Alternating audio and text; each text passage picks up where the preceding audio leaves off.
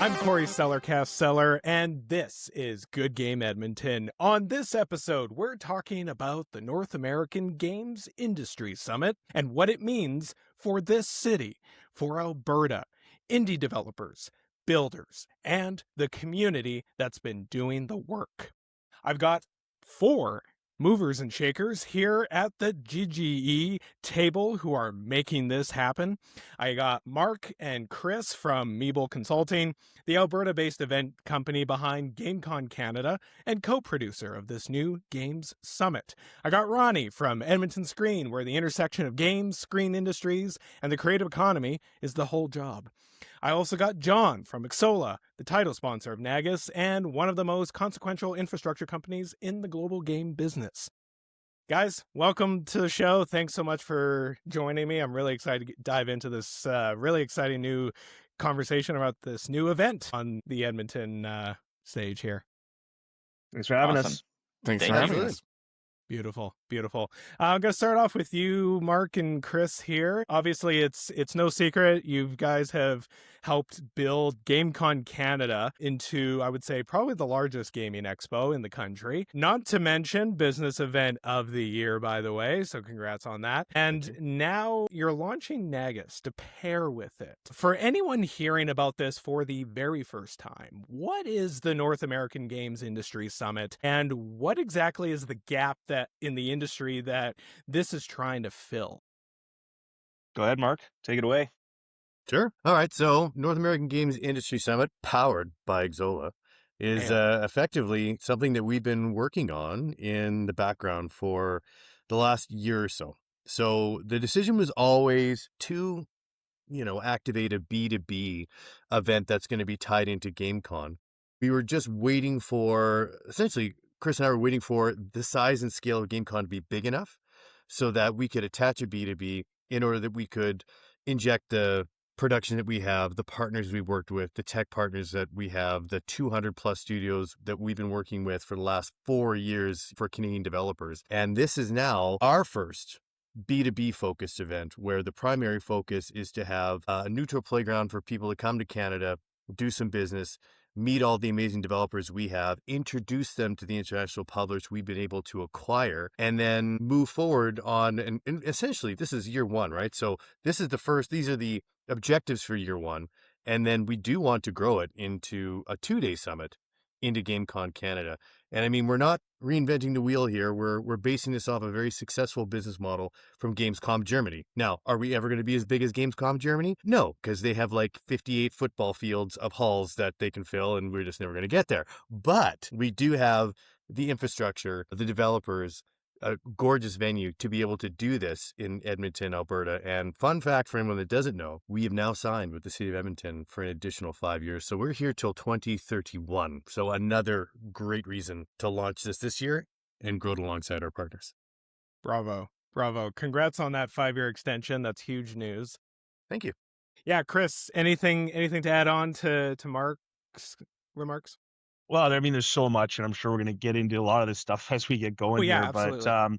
But, the other big part for us, I think, was making sure that we were doing something that we could measure from a business standpoint and really make a difference for some of the indie developers and some of these people coming in that want to do business in Alberta. And so the pitch sessions is something that we're going to be focusing really heavy on for this as well. And that's where I think Marc is talking about the whole Gamescom Germany model, is that we're going to have dedicated pitch sessions with publishers to try to get some of these games picked up and to try to do something here in Alberta that's moving the needle. So I think that within what we're doing with our partners that we have, Xsolla, and we'll probably mention and touch on a bunch in this call, but we got reached out to by quite a few people. Geopolitically, there's a lot of crazy stuff happening right now. A lot of our partners out of the United States wanted us to do something because they need a neutral place to do business, right? That's welcoming, that's inviting. And we just happened to be putting on the largest gaming convention in Canada. So it kind of made sense for some of our other partners that had reached out. Because admittedly, like, Mark was saying, we've been working on this for a year. We actually have been working on this since day one. We launched a miniature version of this in our Ah, year one show, sure. like very miniature, right? And with Fedor, who is our producing partner from Meet to Match, we started talking about this with him. So that was like, God, 5 years ago, Yeah. 6 years ago, even. Yeah. Yeah, it's been that long, 5 years that we've been talking about this. But we learned really quickly in year one that we needed to hyper focus on one project, right? And then get the business people here and then switch it over. So yeah, that's basically it. Well, yeah, no, well, I definitely want to hear a little bit more about Meet to Match. Obviously, I was definitely trying to get Fedor on the show here for this particular recording, but obviously with time difference and everything, it didn't quite work out scheduling wise with everybody here. But nevertheless, I did want to make sure we set aside some time in a bit here to learn a little bit more about Meet to Match and their involvement and what exactly that means, particularly for this business event, as well as its future. Obviously, kind of leading into my next question, this is obviously not a one-off by any means, especially with that renewed 5-year commitment for GCC. I do have to ask both of you, because I'm curious, is this Alberta's or even Western Canada's version of, say, MIGS? We talk not necessarily Gamescom level, but, maybe, again, I've never been to MIGS, so correct me if I'm wrong, but, is this sort of that our own version of that in some ways, like long term, or how would it match up, so to speak? I mean, so one thing for Mark and myself is none of the events that we run or own are like any other event that exists. So that's the first and foremost. We put our spin on it and we make it our own, and we target and highlight things that we think are important. You got shows like XP Game Summit and MIGS, and those ones are awesome and they're great for Canada. Our intention is not to be like them. Is there going to be a little bit of overlap in some of the way it's built from a B2B perspective? Of course, there's going to be a little bit, like in terms of panel, fireside discussions, things like that. But we already have a roadmap that we're going to grow this into, and it includes a lot of things that none of the other events are doing, and not in a competition sense, in that we're trying to create something unique here. And Canada is obviously important. Alberta is a huge focus. Canada is a huge focus. But I mean, it's in the name. This is the North American Games Industry Summit. This is for North America. So yeah, I don't know if that really answers the question, but yeah.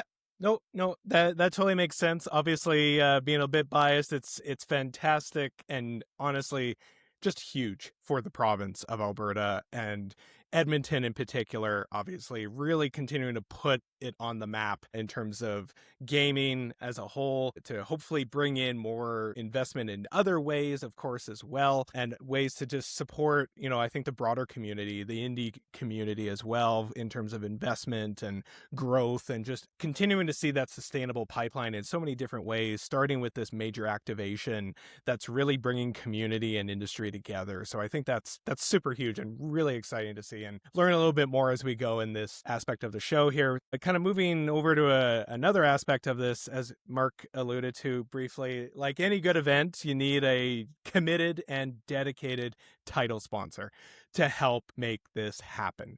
TELUS, of course, powers GameCon, and Xsolla is powering NAGIS. John, please, for those who don't know, give me the 411 on Xsolla, as well as a little bit about your journey leading up to this particular point. Okay, so Xsolla is, like you said, one of the largest consequential companies. Actually, that's pretty flattering to us. We are a games commerce company. So what does that mean? We have all the solutions, all the tools, all the things for developers to launch, grow, and win at their game. So basically, in the vein of direct to consumer, this is the new trend. It is the future of the games industry. We're not the only ones saying it. It is actually palpable. And so we are uniquely positioned to have all these solutions that are necessary for, small indie guys up to like giant AAA companies to launch their games and sell them directly to consumers at scale. So that's basically what we do. In that, it's a giant iceberg. I get it. We're not going to eat up the 2 hours here to do a deep dive into our solutions. That can be another episode. That could be a whole series, actually. I'm game. No pun intended there. That could be an entire whole series. But myself, I've been with the company about 5 years now. My background is indie developer. Been a serial entrepreneur. Started up several companies in the gaming space, and indie at core, right? So, like one of my first forays into the industry, we turned a team of 5 modders into 40 full-time studios, and then took that public and became a publisher. So that's pretty much what it is. My interactions with Chris and Marc started at the beginning of my career at Xsolla as RVP of Canada. So, we had this conversation. They were starting up Gamescom Canada, and it seemed like a fantastic idea at the time. I'm a big fan of Albertan games myself. I play, for example, Insurgency. Shout out to those guys, to the New World guys. I'm also a BioWare fan. Like, I have a Mass Effect sleeve. So there we go. Shout out to Edmonton. That's a pretty solid commitment, John. I had no idea it was the whole arm. It's the whole arm. What? And just to prove you, it's the whole arm, right? N7 and all. So it's the whole arm. So when we got in touch, they were planning, honestly, something crazy, and I thought it was crazy. I thought it was crazy. I was like, sure, So let's. Everyone thought we were crazy. Yeah, you're not alone. First and foremost, you're not alone. I thought you were crazy. So that's saying something. I think high off your ass is what we heard most often. I did not say that. I said you were crazy. Not you. Other people. Just the general consensus. I thought you guys were crazy, but crazy enough to actually pull it off, maybe.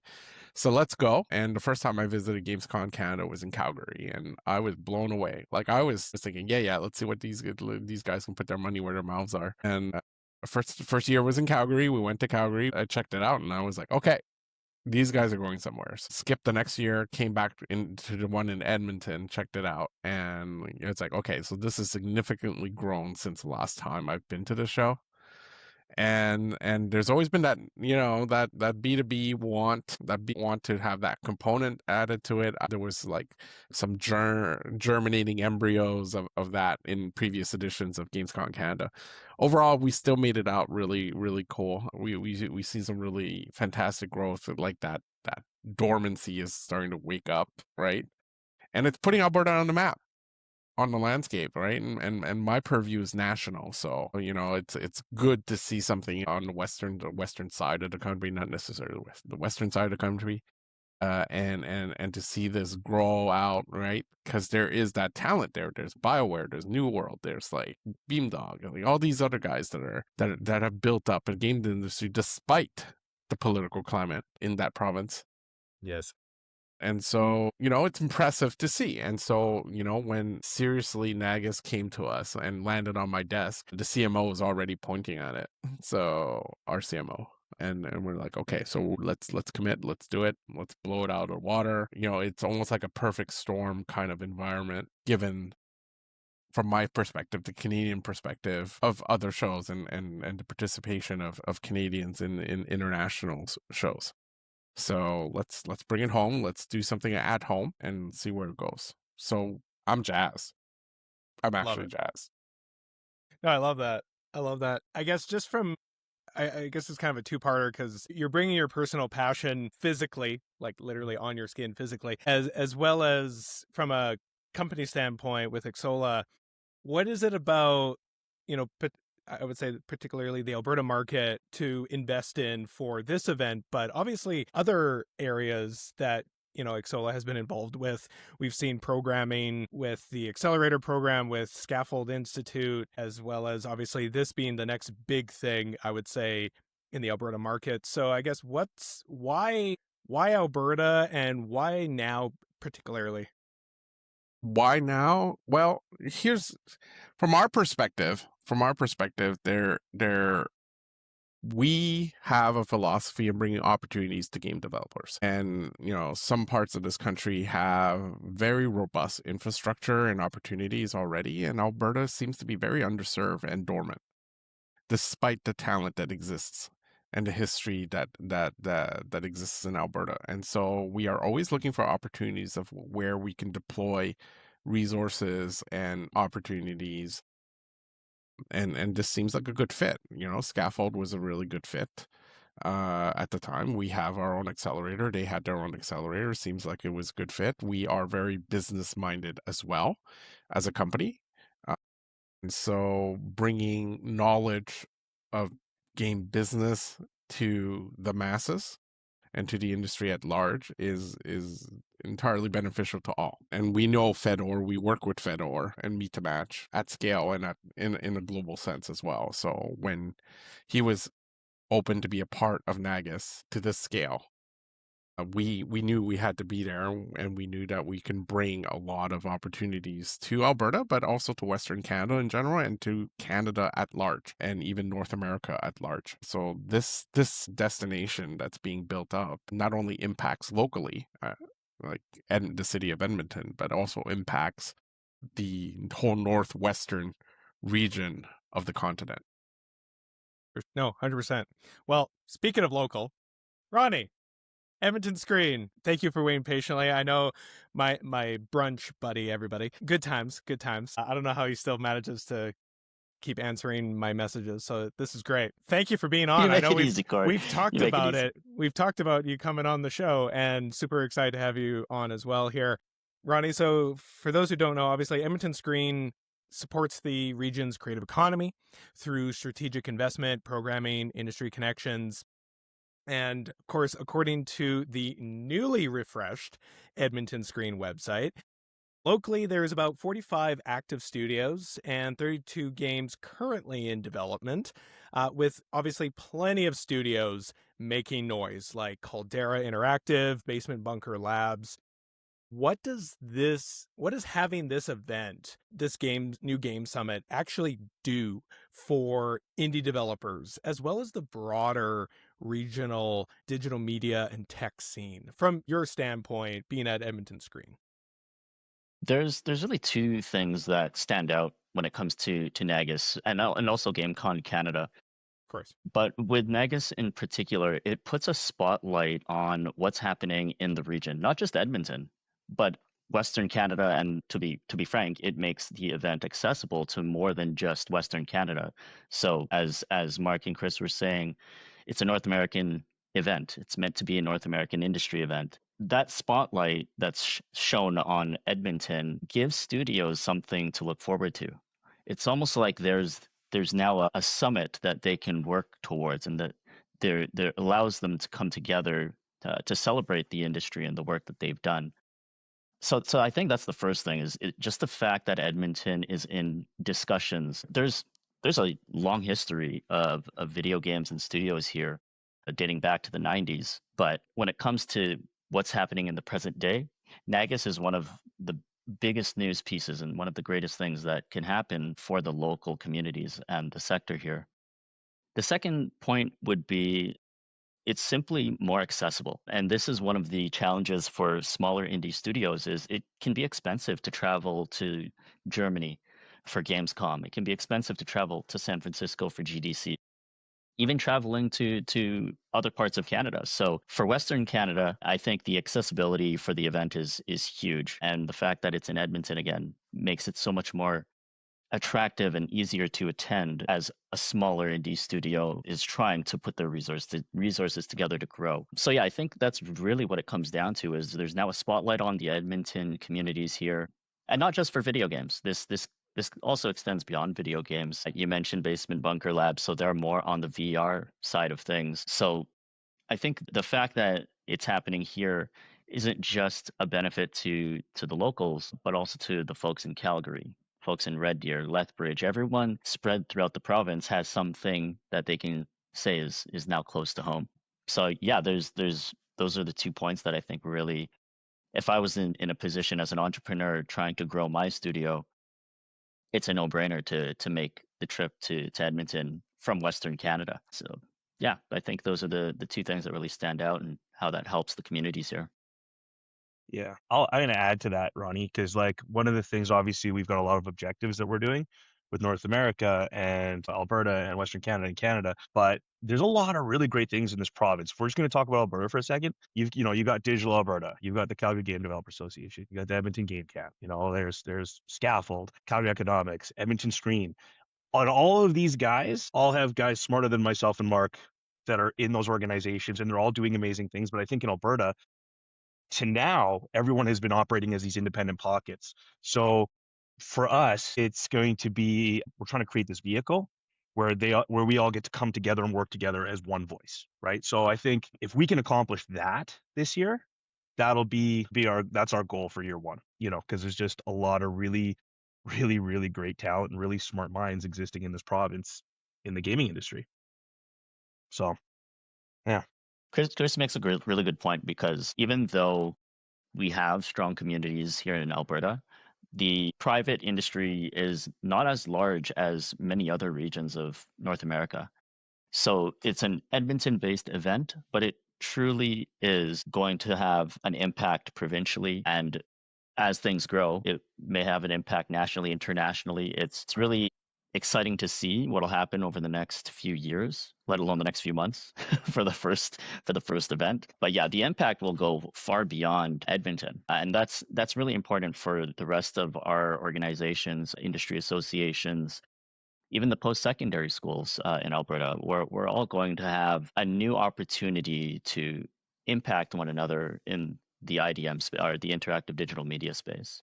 So Chris is right. It's really not just for Edmonton, but we're very fortunate that we're here for 5 more years. That's huge. Yeah.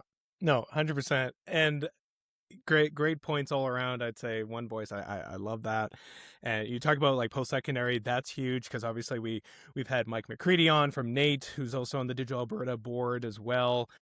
He's got past experience with the VR space, and continues to dive deeper into areas like AI and different things like that. So yeah, definitely a lot of connection for post-secondary to really create that pipeline, that funnel, right? From students getting into industry and seeing these opportunities, whether it's showing off your game from a game jam, or you're actually building a studio and being able to showcase it at an event like GameCon or NAGIS, or even just local events. Like, we can talk about it in a bit, but I guess I'm curious, like we see other events coming up that try to be an annual thing, or monthly meetups and things like that. Mark, even you talk about these events that you put on, they're unique. They have your spin on it to make it unique, so it stands out and it's impactful. When you look at the other events happening throughout the calendar year in Edmonton or in the region, is there a sense where beyond those particular dates, is there more connection to be had with locally run events that maybe are struggling with funding to stay sustainable and things like that? Obviously, it's kind of an early bird question before NAGIS and everything, but I am curious, because obviously, like any announcement, there's always a little bit of mixed reviews in terms of how it stacks up against other events, timing wise, not quality. I want to stress that, just timing. But I am curious, like, is there a bit of a quick insider scoop in if there's anything to further support the local ecosystem in terms of other activations, like intersect and lead into NAGIS, or are a post-event continuation? I know that was a loaded question, so bear with me. No, it's all good. First and foremost, we're not about competing against any other events, of course, right? Of course. And the local events like GameCon Canada, for sure, and hopefully the North American Game Industry Summit will be an incubator event for other people. It should create more things and more meetups and get the community more involved with each other. All of those meetups that they're doing, they have to happen. They're local, they're in everyone's backyards, and it keeps that communication going. We're just trying to be a vehicle to bring everybody together once a year, to be together and to have like one voice. But I think what our event will do is it will actually create more of these potential events and more meetups and more side things happening. And the more that happens, the better it is for us and the better it is for the gaming industry. And at the end of the day, regardless of what people may think that don't know about who we are and what we're doing, we're a small company. We're not a big Goliath company. Like, we're not. And for us, this is about like a rising tide raises all ships sort of situation, right? And I mean, what Chris is saying with the NAGIS angle is absolutely accurate, and I can definitely speak to what we've done on the B2C side with GameCon Canada. So we work with multiple events that have gaming shows that are happening, and we do promotional swaps and ticket swaps. And so that's what we know this is going to happen because it's already been a proven success model for us, when we're working with all these different events, because we want to make sure that, everyone is in the community is successful so that this whole thing grows together, right? So, I know this is going to happen with NAGIS because it's been a wonderful experience with GameCon Canada doing so. Yeah. And timing, the timing is because of GameCon Canada. There could have been better times to do the North American Game Industry Summit, but in order for this to work the way our partners want it to work, the way we hope it works, it's going to have to be attached to a major B2C event. And for us, that's our event. We own it, and it happens to be the largest in Canada. So that's, there's a couple of things that are super close, and we're like, ooh, that sucks that they're that close. But yeah, but at the end of the day, it's not I like when it's not intentional and it's not malicious. But it's funny you say that because we have had people, even with GameCon Canada, we've had people reach out. And we had people reach out yesterday regarding NAGIS and regarding the timing. And there's never a good time. And it doesn't matter what date we would have picked, somebody would have had a problem with it, and it would have been too close to something. So at the end of the day, all that Mark and myself can do, and our partners, is we can put our head down, do the best job that we can, support the best way that we can, extend those olive branches, and just do the job, Absolutely. No, absolutely. Yeah, I mean, going back to Edmonton Screen, Ronnie, like obviously this is huge for Edmonton. I think this is huge within the Edmonton Screen portfolio, especially for yourself, working hand in hand, obviously, with Explore Edmonton as NAGIS, with Mark and Chris, working with them as well.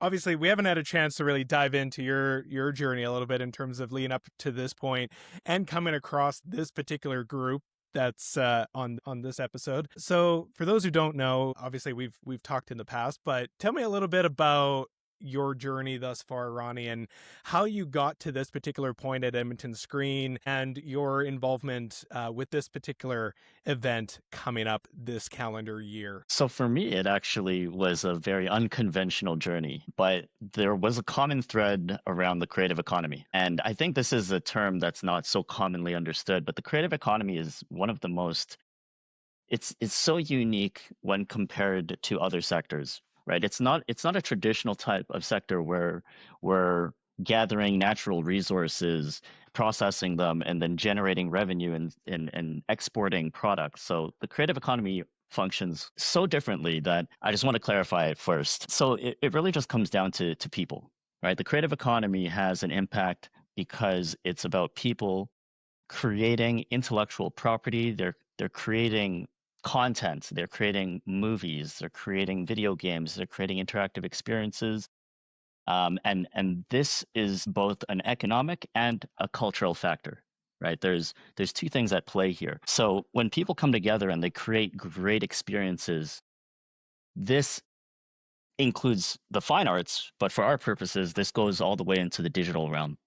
So we start to look at film and TV as it's evolved, and that's part of the creative economy. We look at animation, visual effects, video games, XR. We consider that as part of the creative economy. And the common thread is that it's people coming together and using their creative ideas to create a product that people then enjoy.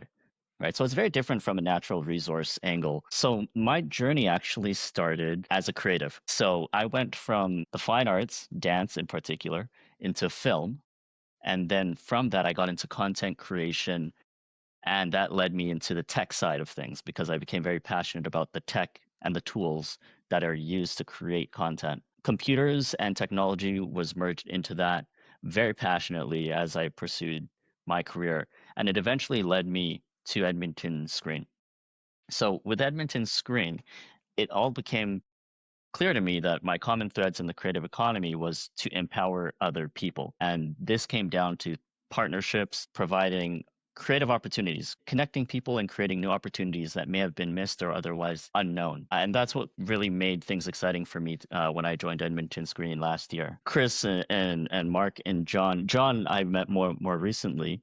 And then with Chris and Mark, I was also one of those guys a few years back that said, what is GameCon Canada? Because this looks unlike anything I've ever seen in Alberta. And I just didn't know what to think at first. So anyways, that's kind of where my passion for creatives and supporting entrepreneurs came from, is because I myself, I have my creative and artistic side. I've been a business owner, and I've also worked previously. I was with Memory Express doing business development management, and I had a brief time with VR Cave as well before joining Edmonton Screen. So the perspective and the experiences that I've had, it's been really a common thread of creative economy and technology. So when I hear things like GameCon Canada before it even happened, there's the part of me that's an immediate cheerleader. I say, yes, this is amazing. And then there's the realities that also need to be addressed of, will this happen? Can this happen? How will it be executed? I'm gonna tell a personal story about Mhm. Ronnie. So Yes, Ronnie actually decided to take it amongst himself because it's like, okay, these guys are doing GameCon Canada. It's the first year. I'm gonna travel and see one of their food and beverage shows and see if these guys know what they're doing. And then when he came in after the show, he's like, yeah, okay, you guys know how to run an event. I'm like, thank you. I appreciate it. We appreciate it. We always joke around because people know the events, but they don't know our company. So everyone assumes that every project we're on is the first thing that we've done. It's like, we have been doing this. I've personally been doing this for 25 years. Our company's been going for 13 years. So it's one of those things where it's like, yeah, there's everyone knows Smirnoff, but no one knows Wirtz Beverage Company, which is the company behind it. That's very much like what our business is like. Everyone's like, Maybel who? May what? Yeah, you're too white label. That's that's your problem. 100%. Wait, and I gotta stop for a second. Let's rewind a little bit. So dance? What kind of dance? What are you doing? Yeah, Ronnie's he's legit. Yeah, Breakdancing. crazy. Oh, we got a killer after party this year. You're gonna have to cut a rug. Yeah, it was good. It was a great experience. So yeah, it was breakdancing. This was Very cool. On stage with your line. Oh God. And now live from the mega stage, Edmonton Screen's very own Ronnie. We got. I don't really want to break any bones anymore, but you You might have to 5 show up. minutes I'm gonna let YBD know that you do that, and you're gonna have to do something. He Put me in already a has the music video. Ronin. He already has the Ronin bun. Oh, there you go. He's ready. He's been ready the last year, Mark. Love He's it. been training. Yeah.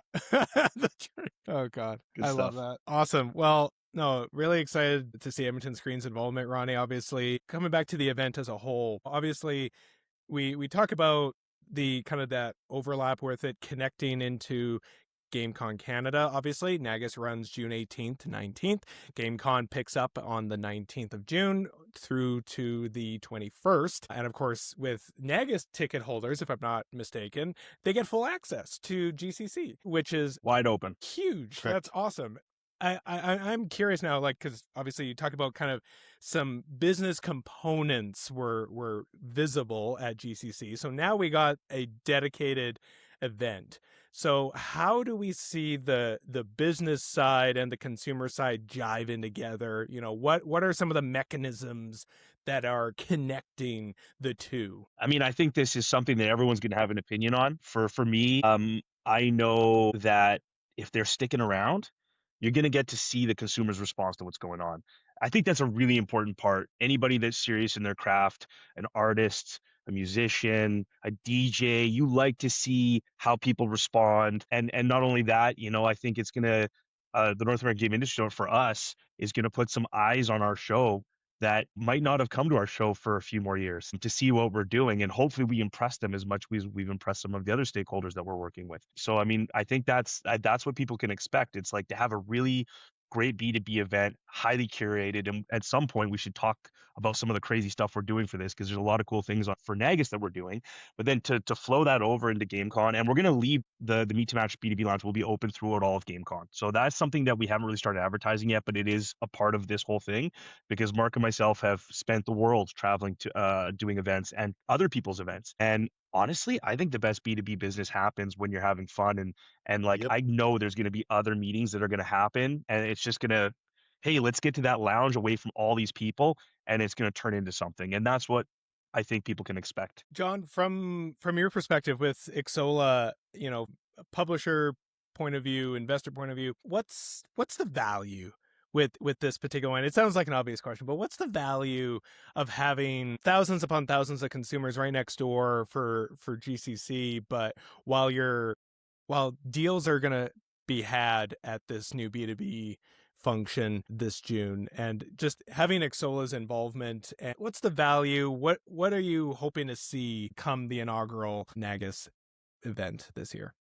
Well, it's like you said, it's kind of obvious, right? So at Xsolla, our clients, our partners are typically almost exclusively video game developers. And so what we do as a business is we facilitate that connection with their player base in terms of commerce, in terms of, community management, touch points, etc. And so what better way than to see it live on the ground, see these touch points. And not only that, I said we were a giant iceberg of a company. We also have our influencer teams. We also have an influencer platform. We have content creators and every single touch point that a game developer may need or want, we have some kind of finger in it. And so, at this edition, because of the high level of celebrities, esports events, live stream events, etc., we are sending some of those representatives from those teams who normally don't travel. So, right? Outside of TwitchCon, they don't go to anything really. Yeah.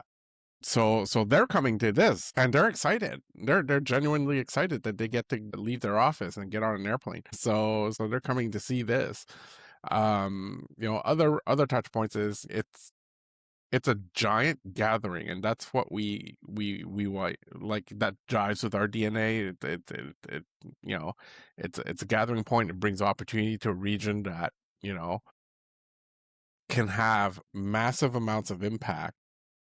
I alluded earlier to a perfect storm, and the timing is good. The space is good. There's history here. It's not like, middle of nowhere. It's actually, there's some history and tie-ins to the industry at large that has impacted the world, like it or not. Edmonton has produced games that have impacted the world. And so bringing that nostalgia, that mystique to a place that people in the industry would otherwise not visit, right? It is huge. And it's the impacts of these meetings, these backroom talks, these, a publisher talking to an indie guy and having a lineup of people waiting to play their games or their demos or whatever, right? It's firsthand experience that would facilitate or even, lubricate a deal. So great stuff, right? And it's things that you don't see. Somebody mentioned Gamescom Germany earlier, because of the square, which is basically the size of a city, by the way, right? Yeah, Jesus, a little overwhelming, right?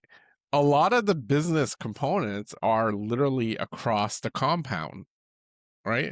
It's in a different hall. Like it takes an hour to get from that area to the consumer side, right? Considering the sea of people that's in between the groups.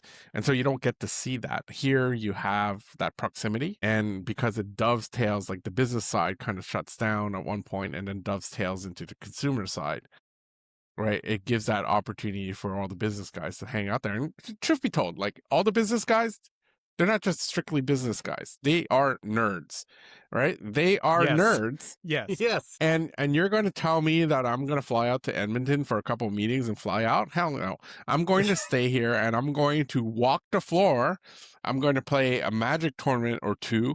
I'm going to bring my Warhammer army. Right? Basic to somebody's. I run a Jedi school with my wife, so I'm bringing lightsabers. We've got so many surprises for just you, John. I promise you're gonna get excited. Oh, there it is. Yes. Right? There he goes. Where's So my are we all secret gonna get Xsolla Jedi? I don't know. So, for sure I'm going to like stick around. And everybody I know in the industry is a giant nerd. So why wouldn't they stick around? True. It's true. I feel like there's some swag there, swag idea of I'm a nerd. So well, unless you're some kind of NBA that's off doing golf. We don't talk to those guys as much. I dare even the golfers to have a good time at our show. That's for sure. Someone just said challenge accepted, I feel. It's like, Yeah, guys, somewhere video games, celebrities, like why, and tabletop, like why would you? But hey, why would you go down? Yeah, 100%. That's one of the reasons I think why everybody that we work with, especially Present Group included, why everyone gets along and works so well together, because we also have a lot in common. We love the same stuff. You know what I mean? And we're passionate about it. I have met very few people in the gaming industry that are like soulless corporate monsters. They love what they're doing and they love the industry they're in. Like there's a real passion for it. So no, Chris, those guys exist. I'm sure they do. I just haven't dealt with them yet. As soon as I get on a call with those guys, I'm next. Yeah. Good times, good times. Well, you guys talk about passion. You talk about some crazy stuff happening. So obviously, NAGIS is not just produced by you guys. Obviously, there's also Meet to Match. But before we dive into that, just to kind of get a broader scope of what to expect going into this and kind of feeding into GCC, Chris, Marc, tell us a little bit about what are some of the big things that folks can expect that you're really shaking things up for this year, especially with the inaugural NAGIS event. I definitely want to hear some of that crazy stuff. So lay it on us. What's happening? I mean, we'll split this down the middle, Marc. So, I mean, I'll talk about a couple things. So our first speaker, we were obviously really excited. We have this powerhouse team that helped us put together kind of this show from the back end, our advisory panel, which, anyone can go on our site and check them out. They're all huge in the industry. But we got a connection with Brent Bushnell and the son of Nolan Bushnell, who is the inventor of Ataris. We were fortunate enough to be able to reach out and bring him in to come and talk about the future of gaming, his journey. And for people that don't know him, he's still quite involved in the gaming and with his son and their family. Like they're still very heavily like Brent, he owns a whole bunch of stuff up in California. And yeah, so we're really excited to have like somebody like that to come for year one to speak. And there are so many great people to talk about. I'm going to just do this one. I'm kind of jumping ahead a little bit because this one's for John. This one is for you, buddy. Yep. We have BioWare reunion happening with the original founders. That's happening for North American Game Industry Summit. So we're very, very excited about that. We think that's going to be an amazing topic. They're going to be talking about their secret sauce, what they would do differently today. It's going to be a fascinating panel. And I'll let you handle the rest, Marc. Those are the only two I wanted. Where do you go from there? Well, where do you go from there? Well, I mean, the funny thing is because, Chris usually talks about this segment here, but it's something that's going to be really cool too. So we have a amazing Hollywood agent. Her name is Tony Dominich, and she represents like 90% of the Marvel cast, right? Like you're talking Harrison Ford, Chris Pratt, Tom, like it just everyone, right? When we got our client list, it was like, oh, okay, you work with everyone. That's awesome. So what she's doing is she's doing a dedicated panel and working with YDV, right, from the Wu-Tang Clan, because he just finished doing a voice acting for Sega Shinobi, right? So they're going to be talking about the intersection between movies and video games. Actually, I believe Luke Azevedo, who's the CEO of Edmonton Screen, going to be joining that.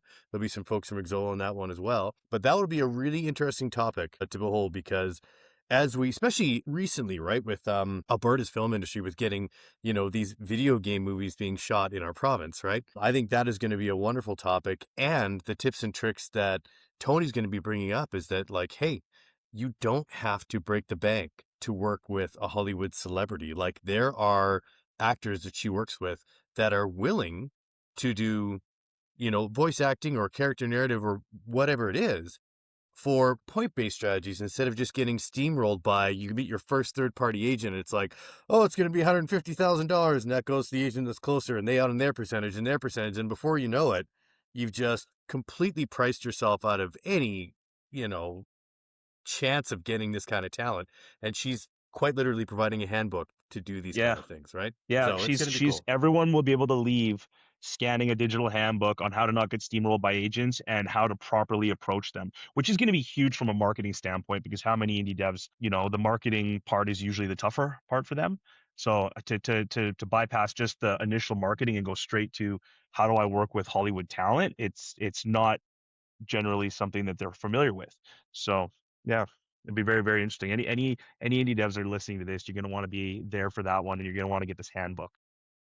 Take notes, guys. And I mean, we've got two presenters coming from China, right, that are going to be talking about how to get your game discovered in a massive, massive market, right? So, I mean, there's this. We have marketing agencies that are going to be talking how to take your mid-level studio and the tips and tricks that they've learned over their massive career on how to engage and keep your community, right? Like there are every single thing that has happened. We have legal representation. We have, if you need anything for law, we have accountants showing up. So it's essentially, we're trying to curate the kind of topics that our advisory panel, right? Like that's just, Chris said it before. We are in this particular industry, like we're great at running events. We know what we're doing there, right? But in certain things, we have to rely on the experts that are guiding us and essentially counseling us on what we need to see. And this is why the speakers that have been chosen are directly impacting and advising on the stuff that we believe these developers need to know in order to be as successful as possible. I mean, we even have a crowdfunding expert coming,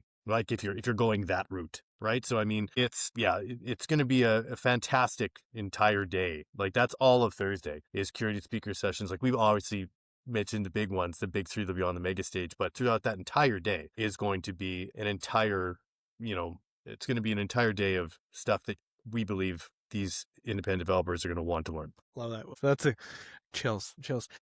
Food. We gotta talk about food, you guys. And the food. We started talking about food. Let's We continue got talking corn about dogs. We got mini donuts. We got it's way cooler than that actually. You I'll got let Chris, brunch. No, I'm kidding. yeah, Michelin so- star. Yes. Yes, we Well- do. So, and that's just it, right? Like, so part of what these events, everything we do from the production to the F&B, everything has to be at a level that we feel this industry is, deserving of, from the low-level guys that are just getting started, or all up to the larger companies we're working with and the bigger stakeholders. And we have celebrity chef Shane Chartrand from Top Chef Canada will be there, and he'll be doing the grab-and-go breakfast, the grab-and-go lunch, and for any VIP ticket holders, there'll be a 3-course meal that he'll be hosting. So it is like everybody gets to have his food, and he's an Indigenous chef, which is really awesome. And the whole menu is going to be Indigenous themed. So it'll also be an experience that a lot of people haven't had before, at a level people haven't experienced. So we're really, really excited about, the speakers, our sponsors, the food. It's just, everything is going to be elevated. I guess one thing we Cory is haven't already talked about, salivating. I'm so hungry now. I guess one thing we should talk about too, which will be a really wonderful spectacle, is that in the mega stage hall, right, which is where a lot of these C-suite presentations are going to be happening, and it looks like there's going to be even more. But currently, and these are just the developers that we've been able to provide a booth for. There will be developers that won't be showcasing on the showroom floor. They're just attending, right, because this is obviously a B2B event. But right now on the showroom floor, we have 55 video game studios and turnkey booth spaces ready to rock that are sponsored from Edmonton Screen, that is sponsored from the Alberta Ministry of Technology and Innovation, sponsored by Saskatchewan Interactive, sponsored by ASUS ROG. Like, these are really big power plays. And the thing is, we've done these kind of programs in the past for B2C, and it's been wonderful, right? Because they get their games in front of our audience, to which we are Canada's largest gaming convention. But now, with the introduction of NAGIS, now we're providing a vehicle for these guys to get their games in front of VCs and publishers, to which has not happened before. And like I said, that's just what we have currently. We know there's going to be more before the launch date, especially with the turnkeys, right? We know there's going to be obviously more than 55 developers, way more. But as far as like boots on the ground, like turnkey booth space is ready. It's going to be an entire hall full of, games to play, which is going to be really, really awesome. What Mark's saying is exactly what I was referring to earlier about accessibility. Like, all of these indie studios in the region have access to sponsored spaces, and we're just not seeing that at a lot of other events that are happening. So there's so much more accessibility and opportunities for these studios to get involved. So it's like, if I was an indie studio, it now becomes a date on my calendar to work towards. Right? There's milestones that you can work backwards on and say, okay, we need to get our studio together. We need to get everything working in line with these milestones so that we can present at NAGIS now and GameCon Canada.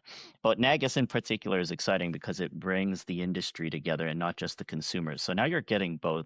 You're getting that you can get player feedback, you can get some user testing going, and maybe even a publisher will walk by your booth and say, hey, this is something we want to look into a bit more.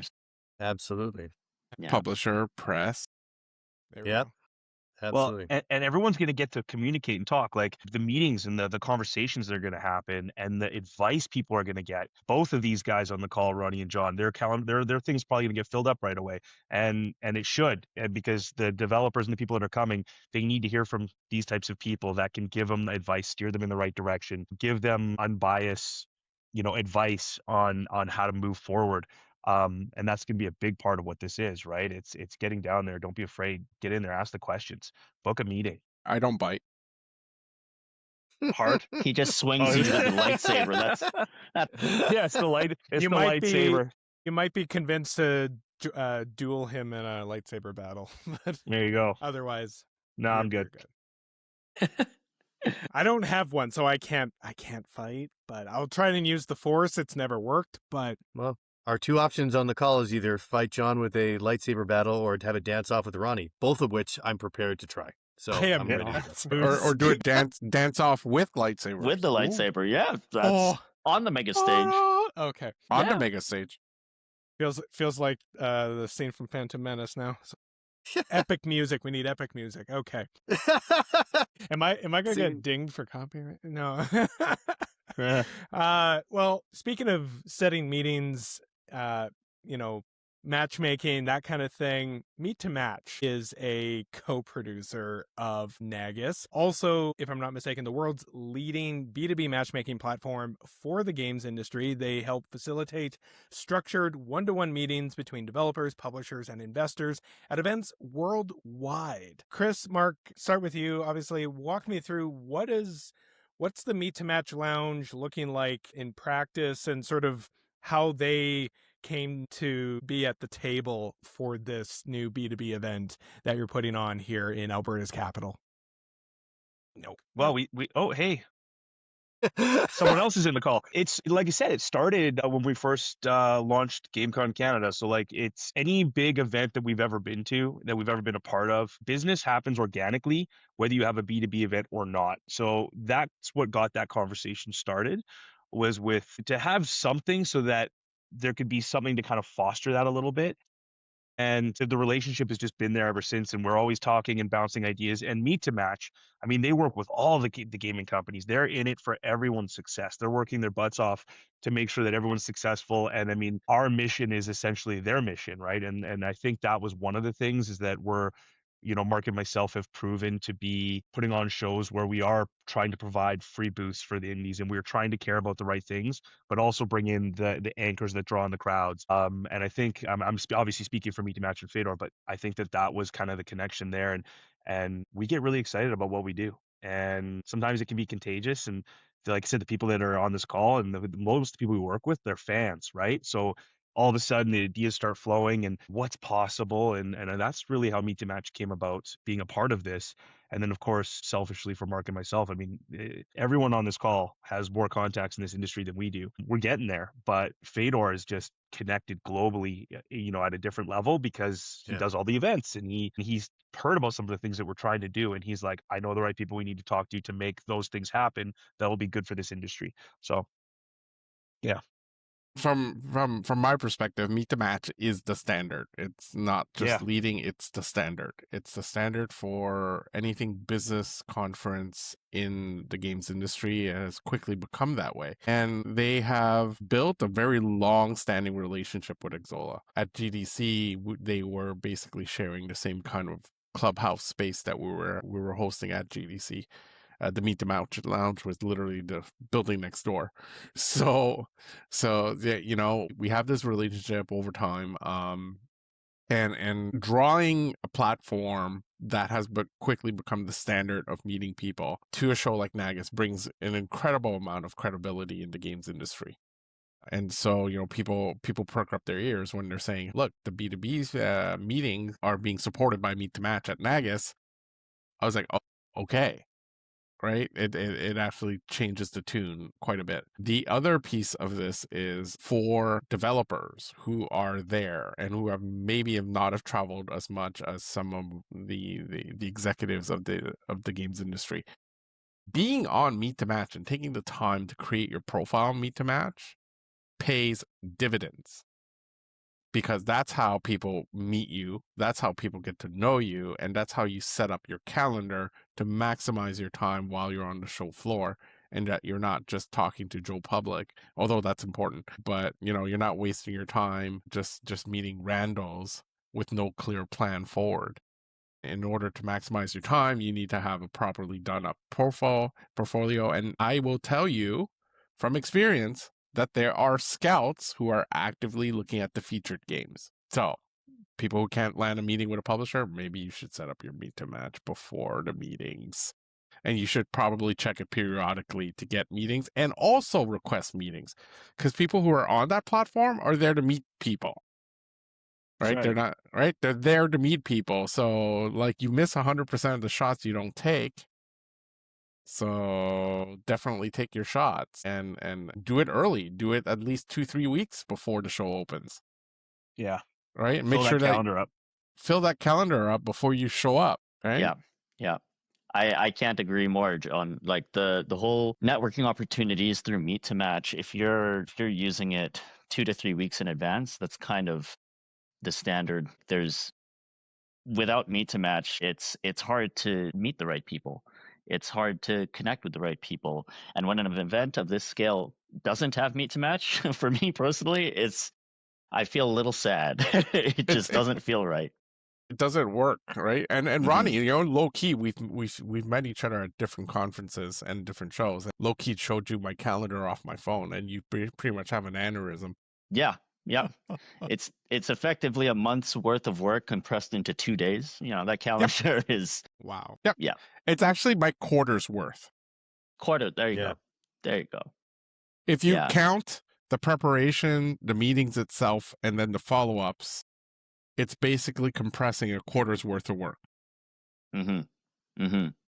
So that's like I share the same opinion as John. Meet to Match brings a level of credibility to NAGIS and to events in general that if they weren't part of the event, I have less of an incentive to attend. Like it's that impactful. It's become that. It's literally become that. And actually, that's one of the pivotal things that got us to sponsor NAGIS.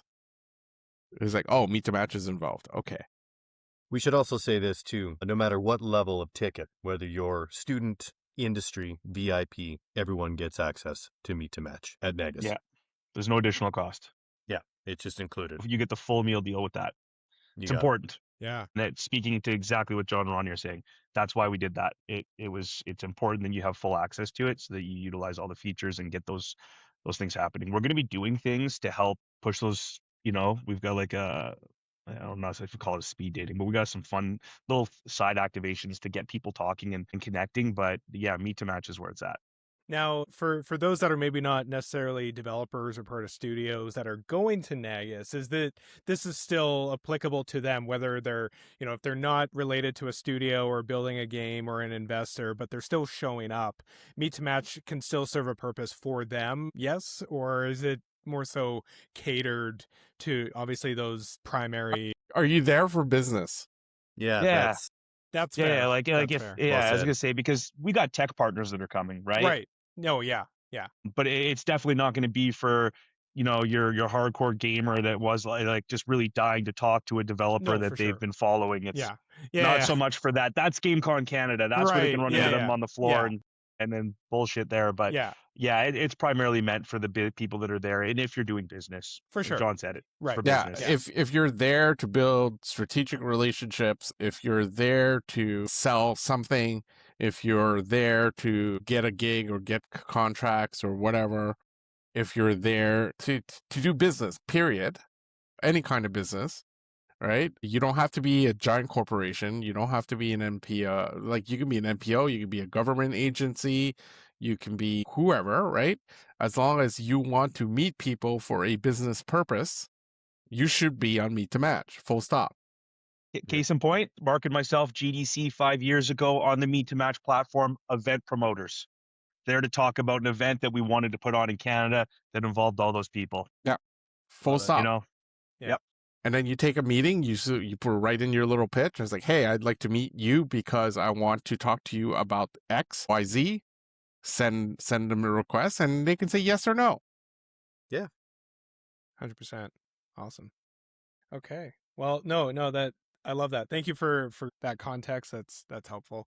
I was going to ask one question, but I'm not. I'm going to avoid it. But I'm curious, when you look at post-event NAGIS, to kind of see the reaction and the takeaways and basically just how everyone thought about it and just the stakeholders involved. Ronnie, I'm looking at you for this, obviously kind of zooming out and looking at this from an industry standpoint, from a community standpoint in Edmonton. Hopefully NAGIS and the players that be can maybe continue to perhaps fuel that extra proof point towards back to policy conversations, I think, to help the industry. Do we see this? And Chris, Mark, feel free if you want to jump in as well. But, Ronnie, from your standpoint with Edmonton Screen, do we see this being a very pivotal moment in Edmonton's community when it comes to game development to make the case that, policy conversations can continue to be had with, say, the province to continue to support the industry as a whole so that these types of events are just complementing the overall thriving industry here? Are you hinting at the tax credit? Yeah. Yeah. Just say it, bro. I feel like I could be a politician because I feel... I mean, it rhymes with max debit, and I'm just going to leave it there. And then you're it's a brilliant question, Cory. And I think I phrased it well. We touched on this in the idea of there's a perfect storm opportunity here with NAGIS. And from, say, an advocacy perspective, yes, NAGIS does have a huge impact for our communities, for our sector, for the private sector as well. So after an event like NAGIS happens, of course there's going to be excitement and more interest in what will happen next, what will happen afterwards. For this perfect storm, it's just another element to add to that storm, right? So when it comes to advocacy efforts, this puts our communities in a position where we get to come together again and we get to talk about what are we all doing and what can we do together to put more attention on what's happening in Alberta. Because yes, in other provinces, there's incentives in place that have been around for decades, and it's had a huge positive outcome for the industry. And elephant in the room, we haven't seen it in Alberta. We haven't seen a provincial incentive in Alberta for quite some time now. It's been about 6 years, almost exactly now. So yes, what this allows us to do is it gets the conversations ignited again. During a period where there hasn't been much activity, not from an industry perspective, but from an advocacy perspective, we want to be able to get together and bring a united voice back to the table. And I think with an event like NAGIS, it's already been an impetus. It's already catalyzed these conversations to figure out what can we do to support the greater industry here. So yes, to be very direct, NAGIS has allowed us to re-examine what we're doing from an advocacy standpoint and what should we be doing next. Mm-hmm. There will be news about that in the future. There's always chats going on with who's doing what and where can we shine the spotlight next. And to be honest, NAGIS helped put the spotlight back on Alberta. So the fact that Meet to Match and Xsolla and other associations are coming together to support it, it's a starting point. No, love it. Thank you. Thanks for indulging me. I really appreciate that. I want to switch gears for a sec to sort of the other component of this show. And I think what has been purely visible at GameCon Canada for the last few years, and really excited to see with the extension, esports has always had a presence, I would say, at GameCon. It's baked into the programming. You see competitive play happening. You also have casual play of setups that people can just sort of play some friendly competition. There's been other, I think booth setups for things like Red Bull, if I'm not mistaken, or maybe I'm thinking of a different event. But nevertheless, a lot of different stakeholders and players to be had, but not to mention esports programs and groups as exhibitors as well. And the obvious one being this show exists, like I said, at the intersection of esports and game development, along with other sectors. So with this new business level summit, I'm curious, is there a lane for esports for, say, organizations, competitive teams, programs, entrepreneurial endeavors to build companies in the space? Or is that more so reserved for the GameCon side? I'm curious about that. Yeah, I think the answer is yes to all of that for sure. The focus isn't directly on esports from the NAGIS side at the moment.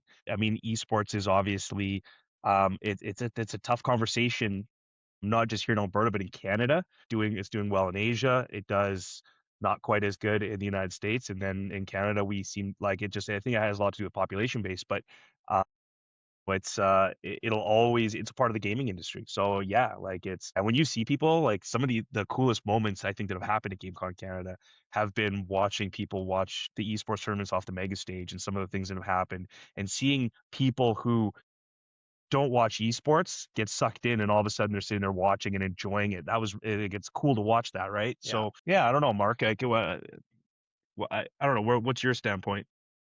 Well, I mean, I think any category, especially if it's something that is wanted and something that needs to grow, we'll treat it at NAGIS like we do at GameCon Canada, right? So if you have people that are into esport business organizations that want to find partners to grow that particular field, then we have no problems going out and seeking those types of business folks to make sure that happens. It's no different than when we started in GameCon Canada, and the first year John was there, right? And everyone was like, "Where's all your tabletop role-playing games? We need more tabletop role." Like that was like on our website for like a month. We're like, "Holy cow!" And then fast forward to today, we have a 3,000 square foot TTRPG castle we're building, and we have Jenny D showing up, and we have Deborah Ann Wool doing games, and it's just like, so we treat that like anything else. So if there's an esport want and desire to add additional programming and for us to focus on getting the appropriate people in the building, then we'll do so. Yeah, and there's games being created that are being designed for esports, Right. specifically Absolutely. for competitive play, right? I have a personal story about that. So my studio, when I started out in the games industry, was building a mech game. And this mech game was esports oriented, very focused into, you know, this sub lore of the Heavy Gear franchise about mech dueling. So Nice. So cool. right, it was literally designed for that. It was designed to have like the crowds going crazy in the stands, customizations. You were able to build stables with your team and compete in ladders, etc. It was designed around esports. The whole thing was designed around esports, and it kind of helped at the time that people were dumping like Bay Street was dumping a ton of money into esports, seeing the successes in Asia. And so you see the rise of like all these esports companies that were building ecosystems around games. Fast forward to today, it remains relevant, and it remains a way for game developers to get their games in front of a wider, larger audience, especially if their games are designed to be played with multiple people with a competitive edge. And so not just streaming casually, but like competitively, games that are designed in that manner have an esport angle to their go-to-market strategy. And so having this integrated at GamesCon Canada brings that opportunity to the developers that are working on those such titles. I want to have another conversation with you off camera about that, because I had no idea, John, and that's really cool, because I'm like, that's what really got me into gaming was the battle mech side of things. And like a movie, I don't know if this had any influence on you like it did for me, but do you remember RoboJocks? RoboJocks? Yes, RoboJocks, man. That's what you made me think of when you were saying that. And I was like, man, RoboJocks. man, that like my dream is to be able to buy some crazy pod that looks like a cockpit and arrives at my house, and I could build my robot and fight people all over the world and in an arena and battle and compete. That's just like my dream right there. I do want to mention one thing on the esports front before I forget about it. As far as local esports is concerned, obviously up until last week, we had the Norquest esports program, I would say arguably as a true pillar of esports in Edmonton for the last few years, I would say. Sadly, the college announced it'll be shutting down the program. And of course, that also included a couple of personnel departures as well. Personally, just on a personal note, I will say this feels like a real setback for the community. Real setback, honestly. I'm trying really hard not to swear. But I'm curious though, because Mark, Chris, you kind of alluded to like if there's a need, people to reach out and drum up the excitement to be like, hey, we need this, we need something. In terms of local esports, and I'd love to get your thoughts, Ronnie, because obviously kind of being boots on the ground as well from Edmonton Screen's perspective, does this change kind of the local angle for esports being present at something like GameCon or eventually in some shape or molded form at NAGIS, as you continue to really be that epic center of games and to bring all walks of life to from both locally and I'd say from an international scale. Yeah. I'll talk about GameCon. So from For GameCon sure. Canada side, it's not going to affect anything. It obviously sucks, and it is a big hit. I think it affects Edmonton like throughout the year versus just at our event. Right.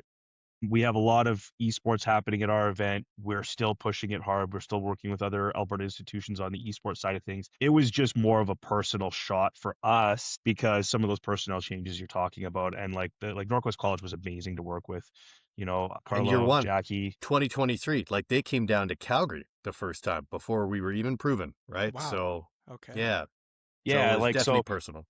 they're a big part of what's happening. I think that we're going to see a lot more small little things open up in town because there's a lot of esports people there that need a place to go and to do this kind of thing. So I think that we might see stuff like that just kind of organically pop up, but it doesn't stop us from pushing any harder with the esports and making sure that our doors are open to esports and for those players and the communities to have an event that they see as a quality event to come and play and be seen at. We're always going to be that. So that's just at least from the GameCon Canada side of things anyways. Yeah, I think it's sad news. I was heavily involved with Northwest Esports before it was branded as Northwest Esports. So this would have been even in the COVID era. So this predates Edmonton Screen's involvement in supporting esports. But what was built there effectively turned into a community hub and allowed their venue and their space to be used by different organizations. So in addition to that, we've lost the academic esports efforts that were being grown out of Northwest Esports. What this does, though, for the rest of the community and for the industry is everyone is talking about it because it's so current, right? It just happened a few days ago. So everyone's reorganizing and trying to figure out what can they do next. So fortunately, we have companies like Overclock Gaming, and they've been a staple in the Edmonton region for years now. So there is a lot of support that's being built around the esports space with communities like the EFGC Edmonton Fighting Game Community, and their plans are moving and shifting around. So we'll still see these communities. We just have to figure out what's next, right? Like what are we going to do about this? Yeah. And this happens, right? There's always cycles, there's an ebb and flow to things. And right now, the current esports landscape is heavy on the academic esports rather than on the larger esports industry, the global esports industry. And I think that was the place where Northwest fit very well, is supporting the transition or the growth where academic esports becomes a starting point, which then allows people and players to decide is the esports competitive scene and professional scene, is that the path that they want to go down? So personally, it makes me sad because I'm an ex-competitive Street Fighter player, and I've seen that whole journey as a player who's a complete noob and taking it all the way to the pro level. This is the sort of thing that's a setback, but there's resilience and a desire, I think, for these communities to continue. So Sustainability. it's a matter of how do we do it sustainably, though. That's absolutely right. So it is sad to hear that Northwest Esports is no longer active. I completely understand what needed to happen there. So for the communities, it's just a matter of figuring out what can we do. What can we do next? We take the changes as they come, and we work together to figure out what's next. I know GameCon Canada has been a big supporter of esports in the past, with multiple tournaments happening, small all the way up to large scale events. So it's just a matter of everyone getting together and figuring out how to navigate these changes. 100%. I can tell you that we've had a lot of people reach out to us because we actually have the Ace ROG finals happening at GameCon this year on the Sunday. They've actually taken over our mega stage for the entire day for a really massive tournament that hasn't happened since pre-COVID. It's going to be huge. Probably one of the bigger ones that's happened in Alberta, because this is a lot of people from those have already reached out to be like, we still want to be there. We still want to help. We still want to get involved. We still want to help make sure that this thing happens and properly. Yeah. So, you know, I think esports continues. It's just what Ronnie said. It's just what's next. It's going to happen. Something's going to happen. For sure. And where's it going to go? Awesome. Okay. Well, yeah, as we wrap things up, I do want to go around the virtual table, as it were. I know we kind of alluded to a few things early on at the start, near the start of the show, but just to kind of reemphasize everything in terms of year one for NAGIS, you know, what does success look like for each of you and your respected companies that you're representing, and also just personal note too, like, you know, this is new. We like new things. Ooh, shiny. No, but you know, getting to something new and exciting for the community, and some big names coming out to Edmonton for this. Numbers aside, but obviously numbers are important for reporting purposes. But nevertheless, what are you wanting people to walk away saying about it? What do you want, regardless of where they're from, whether it's here, Alberta, Canada, elsewhere? Yeah, let's kick it off. I'm going to start with Ronnie on this one. I think the important thing is just to get involved. These kind of opportunities don't show up often. So things like NAGIS, the fact that GameCon chose Edmonton over Calgary it's kind of a big deal. Thank you. It is a privilege to have these opportunities. So I think for communities, whether you're an indie studio, a AA studio, if you're into esports, it is clearly something unique, and the least that we can do is to take advantage of the opportunities. That's how you choose to do it. Up to you. I highly encourage people to take a look at what's happening at NAGIS, and if it fits what you're trying to accomplish, get involved in some way, even if it's simply attending. GameCon Canada, it's really about the consumers and the celebration of games. Whether like it's quite literally every form of game, not just video games. So I think these are rare opportunities that just don't happen often. And you'd think they'd be in another larger city, but that's really the thing that I want to emphasize the most is get involved in the ways that make the most sense for you, whether it's for your company or for you just personally, because that's enough of a show of support. It helps grow everyone. It's that rising tide concept, lifts all boats. So get involved and really explore what's possible and have fun. Like the reality is, I've popped off in tournaments I've entered at GameCon, and I've lost and won, and it's a fun time, right? There's business and pleasure that happens, and I hope that continues regardless of what is your reason for attending. So if you're in the region, awesome, and if you're not, you should check it out and enjoy the business and the pleasure, because there's quite a bit of overlap when it comes to these creative economies, the video game industry in particular. So yeah, get involved. I wonder what you look like when you crash out. Let's just say a few controllers have been destroyed. Oh no. Sounds like me. Chris. Man, well, Ronnie said a lot of it. For us, I think it's going to be our partners, right? Having, you know, like John has been amazing. Ronnie's been amazing. We have so many good partners in this trying to help us be successful. It's going to be making sure that we do something that's at the caliber that we've promised, because we've got this vehicle. They're the engine that's helping to drive it. And we just want to make sure that we're doing something that's impactful, right? Making sure that we're bringing the right resources, making the right decisions, taking ego out of the equation, and doing something that really means something to the people that are there and the partners we're working with. For us, I think for me anyways, personally, that'll be year one success, is that everybody walks away going, you know, we're building something, it's being built, right? I mean, year one, that's all you can hope for. You know, it's year 2 and 3 that really things start to shape. So for me, that's what it is. Wow. You know what? I've been following these two guys, Marc and Chris, for a while now, and I see that they deliver, they build things. And so, you know, this year we're going to roll dice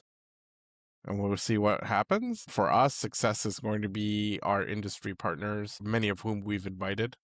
many of whom we've told them that this is going to be a thing, this is going to be awesome, with the trust that it's actually going to be. So what it looks like for us, look, it's a new show that's being born in North America. Again, my purview is national, right? With a touch of regional. So if we can put Edmonton and Alberta on the map as a destination in the global circuit of conferences, and that this is going to be worth people's time and effort to make it out there, and that we can build something meaningful and impactful for the local economy, but also the Canadian economy as a whole and the Canadian industry specifically, then all the better for it. All the better for it. If there are multi-million-dollar deals being signed on the show floor in Edmonton, great, right? That's going to be, and I see long-term that this is going to become massive. And, there's a high probability of that happening. And there's a high probability of Edmonton becoming a sustainable long-term destination for NAGIS and for this type of conference. So I'm excited. I'm definitely excited. I'm all about flipping tables and pulling over chairs and building. Like, the one thing I really hate is stagnation. So move fast, break things has always amused me highly. And so this could be an opportunity to do just that. And I'm excited personally. So Awesome. Yeah, no, roll those D&D dice. Let's see what happens. But last but not least, Mark. It's kind of Chris alluded to it earlier. Like, for success for me is throwing such a elevated, fun B2B event where people enjoyed the experience so much. And John said this too, that there's no reason to not stay and play games and hang out afterwards. That's for me, that's my success. Having all these B2B folks come in, get their business done, make some deals, network, future business, however that unfolds for developers, publishers, investors, all of that. And then they get that done. We go to the industry night on the Thursday, and then everyone talks about what they're going to do for the rest of the weekend while they're hanging out and playing games and just enjoy the rest of the weekend. For me, that's the best recipe for success. Execute on the B2B, make sure everyone's objectives are being met, and then spend the rest of the weekend playing games and having fun. Period. So do your homework before you play games. Exactly. Probably good advice. Yeah, there we go. That works. How about you, Cory? Same question back at you. Oh crap! We are all hijacking his thing. Oh shit! In a British accent, if you could. You weren't expecting that, were you? I was not. But it is expect the unexpected in this one, I guess. Look at him. He's red like a tomato. Yeah. Oh God. Oh God. Wow. I did not rehearse this. That's why we're No not pressure. live. Oh, Also, yeah. and also, Yeah. it's what you get for putting a bunch of trolls on your panel. In fairness, I didn't know that part. That's You staying didn't know in we the were episode. trolls. Yeah, no. Don't cut any of this out. I'm not It's all cutting gold. any of this. Yeah, This is gold. For sure. Honestly, yeah, I mean, I really, just if I zoom out and kind of look at this as a whole for Edmonton and for Alberta, I really want to see this growing and expanding to really benefit every level when it comes to game development, indie developers to, AA based off of what's already here, but also really setting the stage for further growth of new studios popping up, building new and innovative games, whether it's esports specific or just, something that the market is looking for, or they're just passionate about it and they want to build it, they want to grow it, they want to build the company and thrive in Edmonton, in the Edmonton area, as well as Alberta.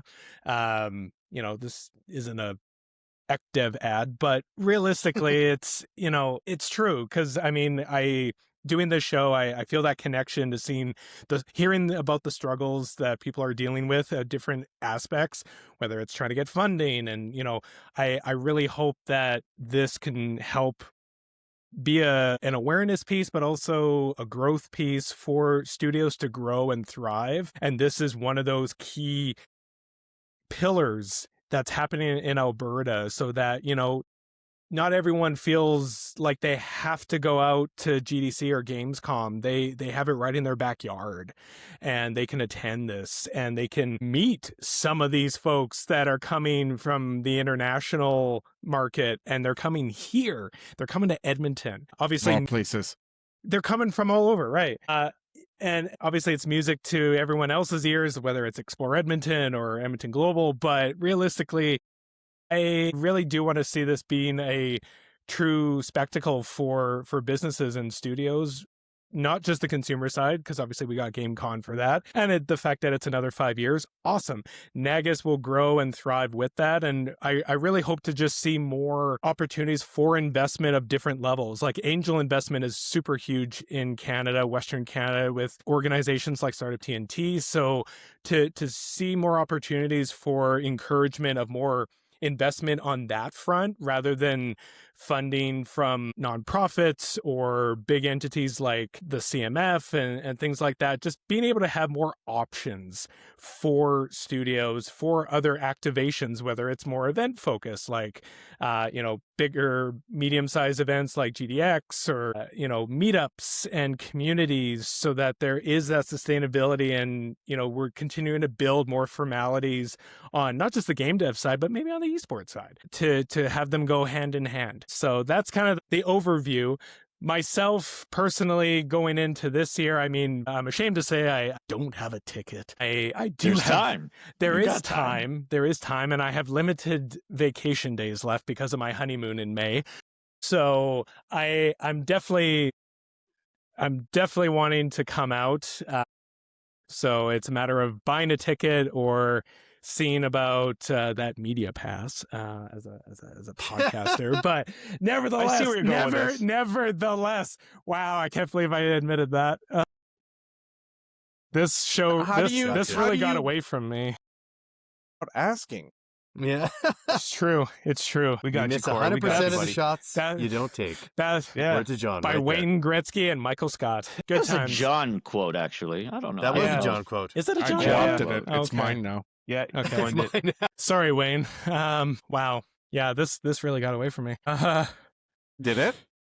Little bit. Yeah, I think it did great. But yeah, no, I figured I'd drop that. But yeah, no, regardless, I would say this particular event definitely draws me a little bit more than GCC because of the curiosity of the people that are in the room and what's happening. Because truth be told, like that's where I've kind of gravitated in the past, working in the AcDev space with Edmonton Unlimited and just that interest of community growth. It always kind of ties back to business in some way, and really, really curious to see how NAGIS shapes up, and not just, this year, but as the years go by. Yeah, it's go in with full curiosity like I do with this show. But yeah, I'm going to ask now, did that answer your question? That was Long the best rant. answer of the panel there, buddy. That was Yeah, perfect. Pretty good. Cool. Almost Okay. like we rehearsed it. Yeah. Yep. Totally. Yeah. No, it was great. It's the one part I didn't Yeah. have a script. One extra thing I'll add, it's nice to see that what I'm doing, I don't feel so much of an outsider, even though I still do. But 2 years in, but still, it's really, really fun, and we'll see where it goes. But Well, thank you, Cory, for bringing us all together. Because Absolutely. honestly, That was great. we've never had the four of us in any type of interviews or panel I can see why. discussions. Yeah. So this is a good example of NAGIS is announced, and now communities are coming together to take part, right? So thank you, Cory, for bringing us together. Yep. Appreciate you, man. Absolutely. Thank you so much. Oh, I appreciate it. Well, Mark, Ronnie, Chris, John, thank you so much for taking the time and honestly for building this new event, to come into the table to help put this on. Really excited to see how it's going to shape the space and folks that are coming through the doors to experience it. We covered a lot. For everyone listening out there, if you want to be a part of it, the North American Games Industry Summit runs June 18th to 19th at the Edmonton Expo Centre. GameCon Canada picks up from there to June 21st. Your NAGIS badge, like we mentioned earlier, gets you full access to both events. Get all the details and register at nagis.ca. For GCC, it's gameconcanada.com. goodgame.com. As Chris alluded to, things are changing every other day, week, month, so definitely check it out. And of course, if this episode resonated with you, share it with your friends, colleagues, family, or just broader network. And for all the episodes, head over to goodgame.ca or wherever you listen to podcasts. Remember, bring your A game at NAGIS and GCC 2026.